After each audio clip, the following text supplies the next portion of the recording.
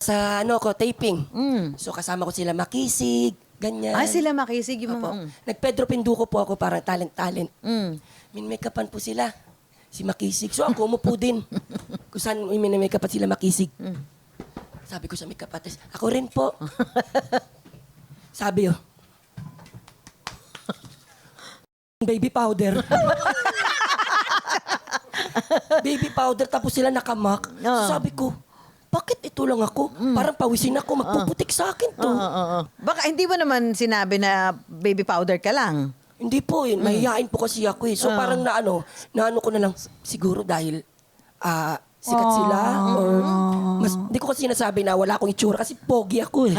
Or hindi. Alam mo, hindi ka naman, kahit nag-aasaran tayo sa itsura natin, hindi ka naman pangit. Shucks, from all these Actually, years, walang kala ko totoo yung sinasabi mo. Thank you, thank you, Di thank ba you. kakalimutan ko rin to mamaya?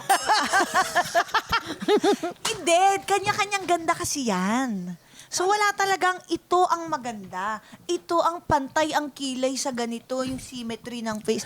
Hindi. Walang pantay-pantay, bayag nga ano eh. Hindi nga Oo. pantay eh. Kahit suso, hindi rin pantay. Oo, yung sa akin nga, napapaka mo kanina. Mami, so sorry po. Sorry po. Okay lang naman yan, okay lang naman.